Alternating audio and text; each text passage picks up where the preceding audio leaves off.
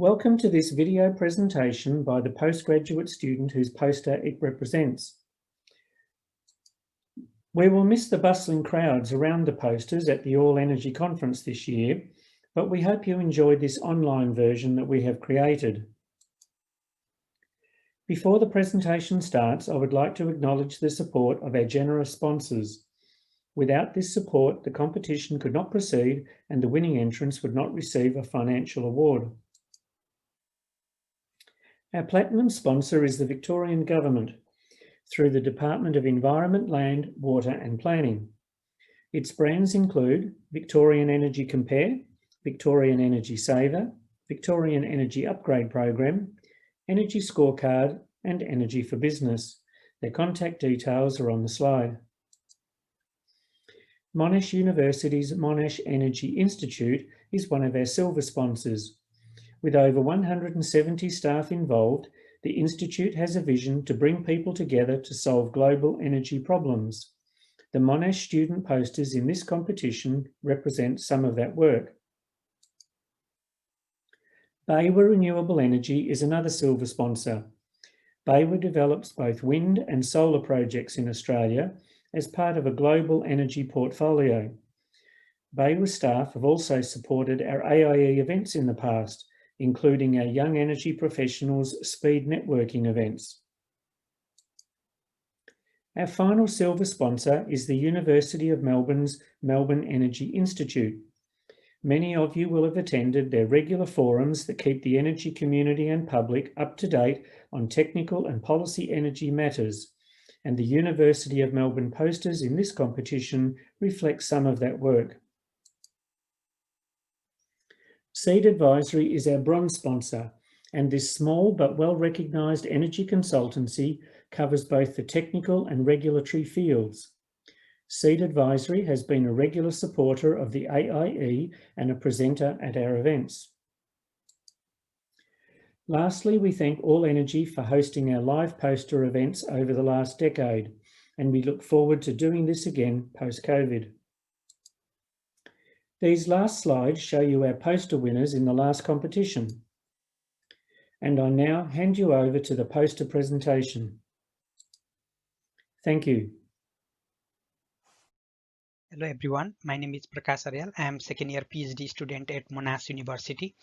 Today I am presenting about my research topic entitled Renewable Hydrogen Production from Australian Sugarcane Bagasse via Catalytic Reactive Flash Volatilisation. According to the Australian National Hydrogen Roadmap 2019 and in Technology Investment Roadmap 2020, if produced using low or zero emission sources, hydrogen can enable deep decarbonization across the energy sector and as well as industrial sector.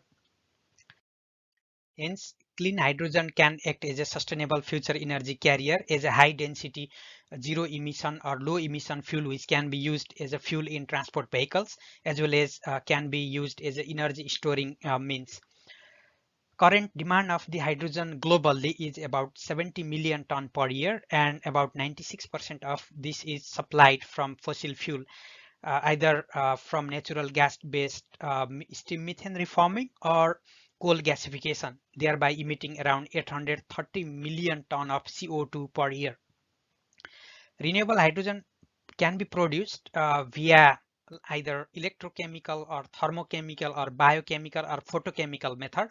So like upfront capital cost requirement for wind, solar, PV or electrolyzer and desalination of the seawater requirement contribute higher cost of hydrogen production using electrolysis method. Hence, a thermochemical method using biomass as a source via gasification could be a promising technology to produce hydrogen at relatively competitive market price. This can be enabled using reactive flash volatilization, which is a relatively new but proven concept of gasification consisting of the volatilization and gasification of biomass into char and tar free manner through direct impingement of the biomass particles on the hot catalytic bed inside a autothermal catalytic reactor within millisecond residence time. Major advantage of this technique is lesser requirement of tar reforming, and gas upgrading downstream to the gasifier. The overall method of this research involved biomass and catalyst preparation, in situ reduction of the catalyst, followed by reactive flash volatilization of sugarcane bagasse and gas analysis. So this graph shows the results from the experiment conducted at 3 different temperature range, that is 600 degrees C, 700 degrees C, and 800 degrees C, using 3 different catalyst: monometallic nickel and noble metal loaded nickel based catalyst. So result demonstrated that the both higher temperature as well as loading of noble metal on nickel based catalyst favored higher hydrogen yield as well as carbon conversion efficiency. Highest carbon conversion efficiency was found to be 97.7% at 800 degrees C, and corresponding hydrogen yield was calculated to be 106.37 gram per kg of bagasse with 46.5% hydrogen mole fraction. Similarly, rhodium loaded nickel catalyst was found to be the most stable one throughout the reaction. This graph shows that the regeneration of the spent catalyst is possible, which will further help to reduce the cost of hydrogen produced. So we try to compare the performance of reactive flash volatilization with contemporary state-of-art technologies, and we found that the result from the reactive flash volatilization are closest to the parity line drawn between stoichiometric hydrogen yield and actual hydrogen yield, meaning reactive flash volatilization has hydrogen conversion efficiency around 60 to 70%, which is higher compared to the other techniques. Now let's talk a little bit about economics of the hydrogen production. So economies of scale effect influence the cost of hydrogen production. At the same time, biomass price is most sensitive economic parameter determining this cost.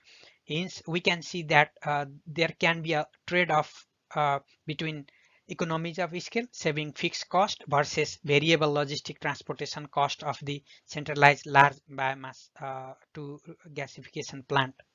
Although there are other factors such as country-specific factor, for example, carbon tax policy, in a renewable energy policy, market interest rate, and labor cost, which also influence the cost of hydrogen. In conclusion, compared to other technologies, reactive flash volatilization was found to be the technically promising from lab scale and economics analysis. Cost of hydrogen produced using this method from sugarcane bagasse at $33 per ton price and 1700 ton per day plant capacity. The cost was found to be 2.54 Australian dollar per kg of hydrogen. Hence, medium scale gasification plant based on reactive flash volatilization, which is based on local biomass supply capacity, could be an attractive option as a way forward from this result. Thank you.